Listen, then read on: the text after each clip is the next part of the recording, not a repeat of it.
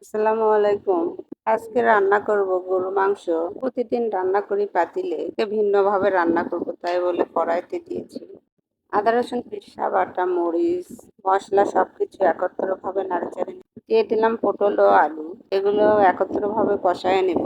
একত্রভাবে কষে নেওয়ার পরে নাড়াচাড়া করতে করতে তরকারিটা অবশ্যই রেডি হয়ে যাচ্ছে। ফ্রিজে রাখা মাংস ছিল, মাংসগুলো এভাবে দিয়ে দিলাম। মাংসগুলো রান্না করাই ছিল। মাংস ও আলু পটলগুলো ভালোভাবে নেড়েচেড়ে নিচ্ছি যাতে তাড়াতাড়ি ছাড়িয়ে যায়। তোমরা কি আমার মতো এভাবে রান্না করতে পছন্দ করো? কমেন্টে জানিও।